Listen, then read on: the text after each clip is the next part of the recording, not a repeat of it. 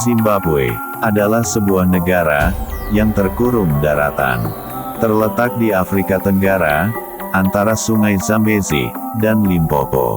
Negara ini berbatasan dengan Afrika Selatan di sebelah selatan, negara Botswana di barat daya, negara Zambia di selatan utara, dan Mozambik di timur.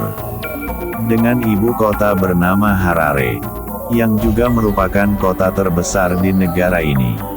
Dulunya, Zimbabwe pernah dijajah oleh Inggris. Sehingga, bahasa resmi yang digunakan oleh negara ini adalah bahasa Inggris. Tetapi uniknya, bahasa Inggris bukanlah satu-satunya bahasa resmi di Zimbabwe. Negara ini memiliki 16 bahasa resmi, karena itu, Zimbabwe pernah mendapat rekor dunia Guinness, sebagai negara dengan bahasa resmi yang terbanyak di dunia. Masyarakat Zimbabwe kebanyakan bekerja di pertanian dan peternakan. Mereka bertani dengan menanam gandum, millet, sorghum, barley, singkong, kacang tanah, kedelai, pisang, dan jeruk. Mereka juga beternak domba, kambing, sapi, unggas dan lainnya. Zimbabwe mempunyai hasil tambang mineral dan emas, dan juga hasil pertanian yang diimpor ke negara lain. Tetapi sayangnya, negara ini tidak bisa memanfaatkannya dengan baik. Negara umumnya memiliki pendapatan yang besar, namun, jika tidak dikelola dengan baik, negara sekalipun bisa berakhir bangkrut, seperti negara Zimbabwe ini. Pada masa itu, Zimbabwe negara yang seringkali muncul di media, karena hyperinflasinya yang gila-gilaan. Pada tahun 2008 dan tahun 2009, negara Zimbabwe mengalami kehancuran perekonomian, dan juga hyperinflasi. Merosotnya perekonomian Zimbabwe, disebabkan oleh kebijakan Presiden Robert Mugabe, yang mengeluarkan kebijakan radikal soal distribusi lahan, pada akhir tahun 90-an dan awal tahun 2000-an. Negara ini akhirnya mengalami kekurangan pasokan bahan pokok.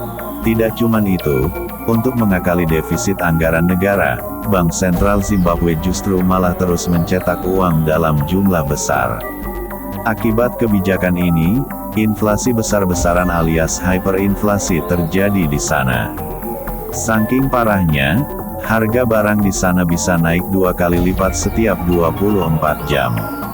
Inilah yang membuat mata uang Zimbabwe menjadi hancur berantakan.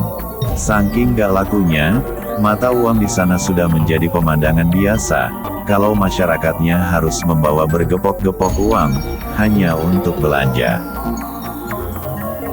Bahkan, ada yang sampai bawa gerobak berisi uang. Tidak cuman itu, saking gak lakunya uang di sana, bahkan, ada orang yang jualan uang, sebagai oleh-oleh. Melihat hal ini, pemerintah Zimbabwe pun mengeluarkan uang dengan nominal yang tidak masuk akal, yakni, 1 triliun dan 100 triliun dolar Zimbabwe untuk mengatasi hyperinflasi tersebut.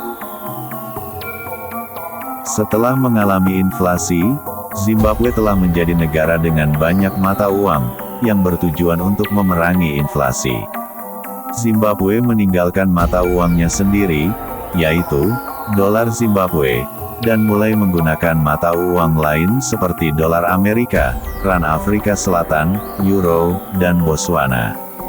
Sehingga, secara teoritis, orang yang membeli barang, menggunakan harga dolar Amerika, tetapi, membayar dengan Rand Afrika Selatan, lalu, mendapatkan kembalian dalam bentuk euro.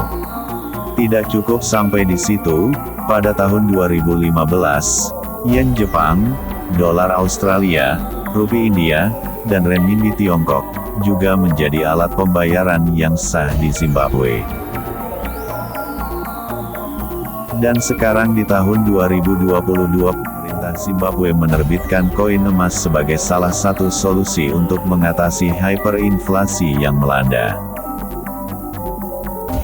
Zimbabwe juga memiliki beberapa hal yang patut dibanggakan. Negara ini memiliki 5 situs warisan dunia UNESCO, yang terdiri dari 3 situs budaya, yaitu, Reruntuhan Hami, Monumen Nasional Zimbabwe Besar, dan Perbukitan Matobo.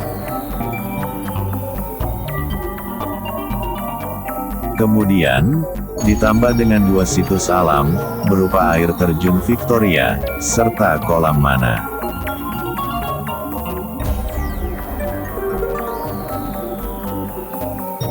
Reruntuhan Hami adalah kompleks situs berdinding batu yang luas, dan pernah menjadi ibu kota negara bagian Butua.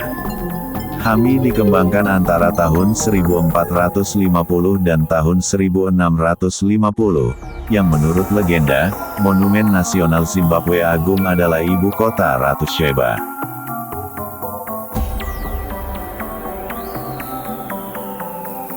Zimbabwe juga memiliki danau buatan terluas di dunia, bernama Danau Kariba, yang terletak di perbatasan antara Zimbabwe dan Zambia. Danau ini memiliki panjang 220 km, dengan lebar 40 km. Kedalaman danau ini mencapai 318 kaki, di mana, akibat pembuatan danau ini sudah terjadi 20 kali gempa, yang terjadi di sekitar kawasan tersebut.